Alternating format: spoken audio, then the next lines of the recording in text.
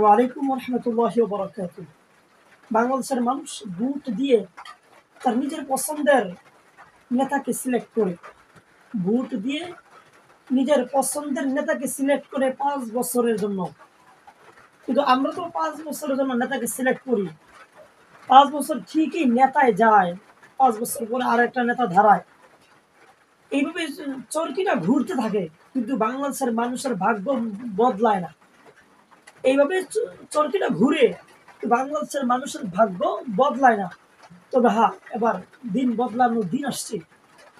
আপনি যে নেতাকে ভোট দিবেন, যে নেতাকে সিলেক্ট করবেন, ওই নেতার কিছু কয়েকটা গুণ দেখবেন, কয়েকটা গুণ ওই নেতার ভিতরে আছে কিনা। 1 নম্বর, আপনি যে নেতাকে পছন্দ করেন, ওই নেতাকে কি, নেতা যদি ভুল করে, নেতা কি জনসাধারণ মানুষের সামনে জবাবদিহিতা দিতে পারবে? আপনি যে নেতাকে পছন্দ করেন, ওই নেতা কি জনসাধারণ একদম জনসমুদ্রের মধ্যে কি নিজের ভুলটা বুঝতে পারবে? এবং তাকে কি হাজারো লাখো মানুষের সামনে তাকে কি প্রশ্ন করা যাবে?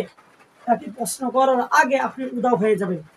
এটা প্রথম জবাবদিহিতা। আপনি যে নেতাকে সিলেক্ট করবেন, ওই নেতাকে যেন জবাবদিহিতা দেওয়ার মতন আপনার ক্ষমতা থাকে, অথবা ওই নেতার ভিতরে ওই পরিমাণ গুণ থাকে যে জবাবদিহিতা দিলে সে খুশি হয়, সে বেজার হয় না। 2 নম্বর, আপনি যে নেতাকে সিলেক্ট করছেন, ওই নেতাকে কি দুর্নীতির সুযোগ দিবে না দুর্নীতিকে দমন করবে? আপনি যে নেতাকে ভোট দিবেন, ওই নেতা কি বাংলাদেশের দুর্নীতি দূর করার চেষ্টা করবে না দুর্নীতিকে আরো সুযোগ দিবে? 3 নম্বর, ধর্মীয় স্বাধীনতা।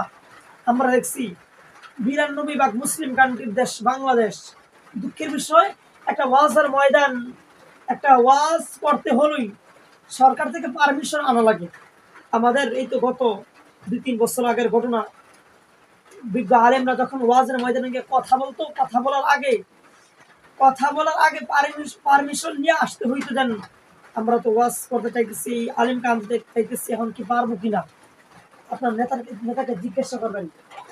92 ভাগ মুসলিম কান্ট্রির দেশে কি ধর্মীয় স্বাধীনতা আছে না ধর্মীয় স্বাধীনতা নাই? 4 নম্বর, আপনার নেতাকে জিজ্ঞাসা করবেন মানুষের মৌলিক অধিকার রক্ষা করার জন্য সে কতটুকু প্রস্তুত। আপনার নেতাকে জিজ্ঞাসা করবেন মানুষের মৌলিক অধিকার রক্ষা করার জন্য সে কতটুকু প্রস্তুত। মৌলিক অধিকার গুলা কি? খাদ্য, সে মানুষের খাবার জোগানোর জন্য সে কতটুকু প্রস্তুতি নিছে। পোশাক, মানুষের পোশাক জোগানোর জন্য সে কতটুকু প্রস্তুতি নিছে। শিক্ষা, চিকিৎসা, বর্তমানে শিক্ষা বলতেই নেই, চিকিৎসা তো বেহাল অবস্থা। আপনার নেতাকে জিজ্ঞাসা করবেন, যাকে সিলেক্ট করবেন, যাকে ভোট দিবেন, যাকে পছন্দ করেন, যে আপনার নেতা হবে, যে বাংলাদেশের নেতা হবে, তাকে জিজ্ঞাসা করবেন তাকে কি জবাবদিহিতা, মানে জনসাধারণ মানুষের সামনে কি সে জবাবদিহিতা দিতে প্রস্তুত? দুর্নীতি কি সে দমন করতে পারবে? ধর্মীয় স্বাধীনতা কি সে দিবে? মানুষের মৌলিক অধিকার রক্ষা করা কি সে কি করবে? এটা আপনার নেতাকে জিজ্ঞাসা করবেন।